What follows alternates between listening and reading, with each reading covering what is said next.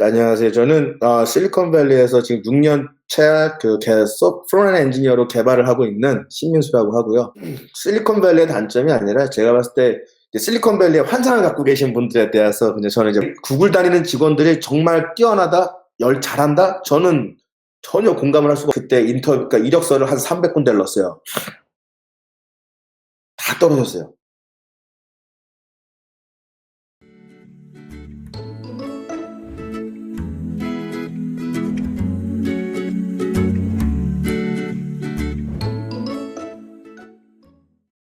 제 경험에 비춰봤을 때는 두 가지 유형이 있어요. 그러니까 인터뷰를 봤을 때 회사의 종류가 두 가지 종류가 있는데, 하나는 펀더멘털 위주예요. 그러니까 정말 CS 펀더멘털하고 알고리즘, 그다음에 이제 데이터 스트럭처 쪽을 중점으로 하는 구글, 페이스북, 그다음에 아마존 이런 회사들 같은 경우가 약간 그런 스타일의 인터뷰를 하는 회사고, 그다음에 또 하나는 이제 프랙티컬 퀘스천을 많이 내준 회사, 페이팔, 넷플릭스, 링크드인 이쪽이 약간 그런 쪽의 회사라고 보시면 될 것 같아요. 뭐냐면 구글이나 페이스북이나 이런 데는 인터뷰를 준비할 때 내가 자바스크립트를 하던 자바를 하던 파이썬을 하던 다 상관없어요.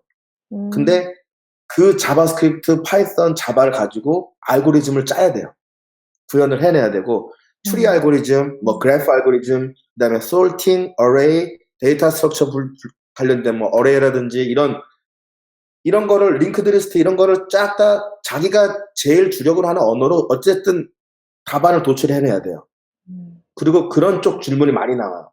근데 링크드인이나 페이팔 이런 회사들은, 넷플릭스 이런 회사들은 제가 만약에 지원한 포지션이 프론트end 엔지니어다. 그러면 자바스크립트 질문들을 해요. 그러니까 30분 안에 이런 UI를 짜봐라. 슬라이드 바를 짜봐라. 그거를 HTML, CSS, 자바스크립트를 쭉 3단계. 너 이 슬라이드를 만들 때 HTML 어떻게 쓸 거니? 이런 식으로 물어보는 거예요. 그러니까 HTML을 써서 레이아웃을 그 마크업 랭귀지를 만들고 나서 페이지를 만든 다음에 그러면 이제 스타일링을 한번 해봐라. 그럼 CSS를 써서 스타일링을 하고, 그런 다음에 그러면 나는 이거를 이렇게 작동을 시킬 건데 이걸 작동이 되게 할 수 있는 자바스크립트를 어떻게 할 거니? 라고 이렇게 그런 정말 실질적으로 내가 일을 하는 데서 필요한 그런 질문들을 하는 회사들이에요. 근데 저는 사실 알고리즘이나 데이터 스트럭처 쪽이 제가 약하기 때문에 약간 이 링크드인이나 이런 넷플릭스 같은 이런 회사들을 인터뷰 봤을 때 저는 오히려 약간 피드백이 좋았어요. 처음 회사 들어갔을 때는 대학원 갓 졸업하자마자 정말 아무것도 일도 모를 때 이제 그때 그러니까 이력서를 한 300군데를 넣었어요. 이력서를 이제 300군데 정도를 넣고 전화 인터뷰를 한 10군데 받았나? 진짜 그러니까 회사에서도 뉴그레드, 그러니까 막 졸업한 친구들한테는 별로 이제 매력을 못 느껴요. 왜냐하면 걔네들은 너무 아카데믹한 애들이기 때문에 그렇게 생각을 하고, 그러니까 많이 매력을 못 느꼈는데 어떻게 운이 좋아서 그래도 300개를 넣었을 때 10군데인가 20군데에서 이제 전화 인터뷰가 왔어요. 전화 인터뷰를 하다가 다 떨어졌어요. 그러니까 지금 생각해보면 내가 인터뷰어였어도 다 떨겼겠다 생각이 들 정도로 제가 대답을 못했고, 인터뷰에 대한 준비도 없었고, 왜냐면 대학원 졸업하자마자 와서 인터뷰를 어떻게 보는지에 대한 요령도 없었고, 그런 소스도 없었고, 누구한테 들은 이제 조언도 없었고, 그냥 무조건 그냥 맨땅 헤딩으로 그냥 이력서만 넣고 봤으니까. 근데 이제 여기서 제가 이제 인터뷰를 막 보다가 이제 거의 포기 상태였어요. 왜냐면 제가 OPT가 기간이 있었는데 OPT가 다 끝나갈 때까지도 이제 직장을 못 구해서 한국 가는 비행기표를 끊자. 그러고 끊자라고 마음 먹은 날 우연히 제 친구, 같이 샌프란시스코 같이 디자인 공부했던 친구한테 연락을 해서 혹시 너네 회사 개발자 안 뽑니라고 물어봤는데, 그 친구가 이력서 줘봐, 내가 엔지니어링 디렉터 줄게. 거기서 다음날 인터뷰 보자 그래서 인터뷰 보고 그날 바로 합격 통지를 받고, 그래서는 바로 이제 취업 비자 스폰서로 들어간 거예요. 그러니까 다음 주면은 한국을 들어가야 될지도 모르는 상황이었다가 마지막에 그냥 진짜 썩은 동아줄 잡는다는 심정으로 마지막으로 친구한테 우연히 이제 제가 이제 라인 채팅을 보는데 거기에 우연히 친구가 눈에 확 들어온 거예요. 그 친구 이름이. 근데 그 친구가 대만 친구인데 그 친구한테 이제 연락을 했는데 공교롭게 되게 운이 좋게도 이제 거기서 잘 돼서 이제 그 회사가 첫 직장이 된 거죠.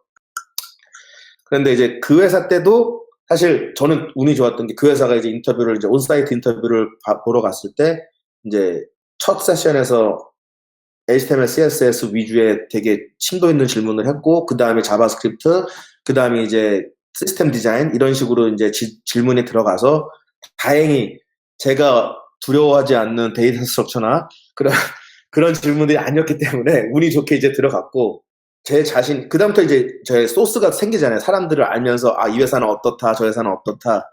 그러다 보니까 제가 어떻게 보면은 저랑 이제 궁합이 맞는, 제가 이제 잘 그런 쪽에 좀 어려움이 없다라고 생각되는 그런 회사들한테 지원을 좀 많이 하게 된 거죠.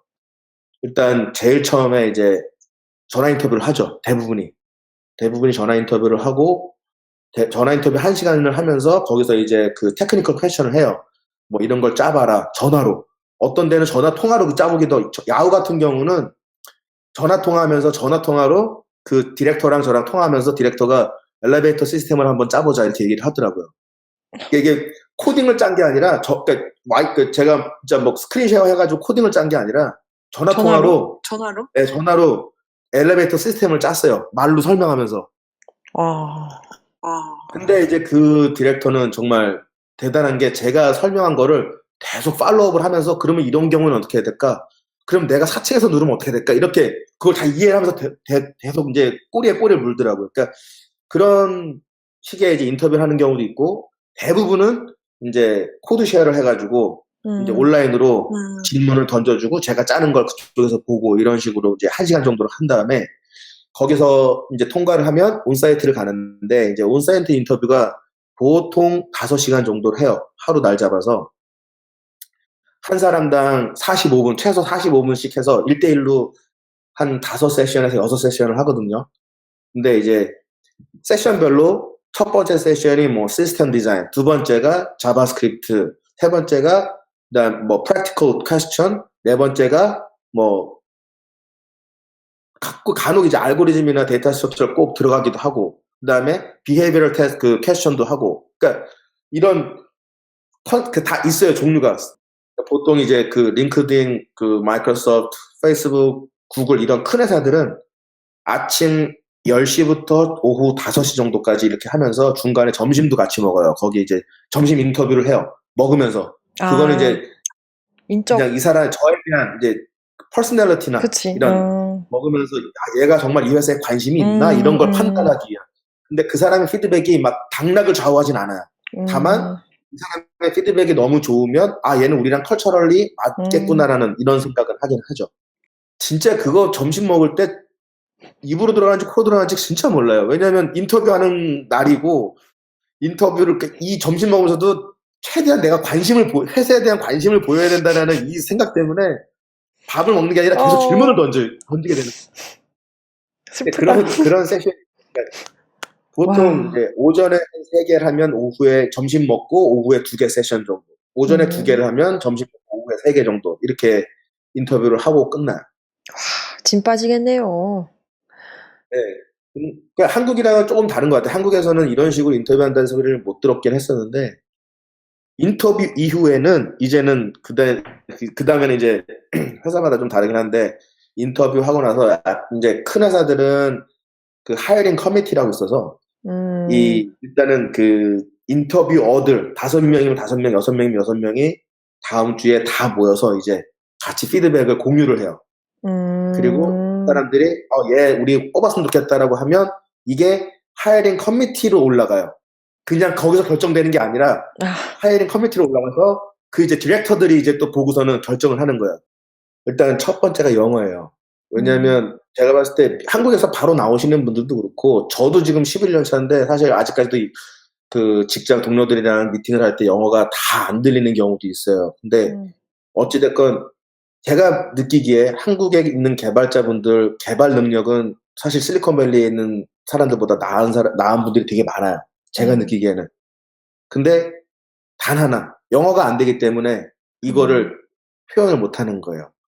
그 직장을 인터뷰를 가서도 나중에 그 질문이 그거였다는 거 알면은 나 그거 다 아는데라고 말씀을 하실 거예요. 근데 그 질문을 영어로 말하기 때문에 또 내가 그걸 영어로 대답을 해야 되기 때문에 그걸 못 하시는 것 뿐이거든요.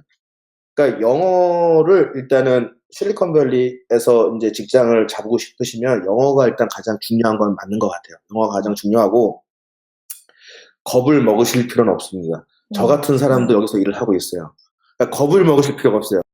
질문을 듣고 질문을 이해하고 영어로 질문을 이제 대답을 하고 질문에 대한 대답을 하고 이거를 할 수 있으면 충분히 저는 제가 봤을 때는 한국에 계신 분들이 오실 수 있다고 생각합니다.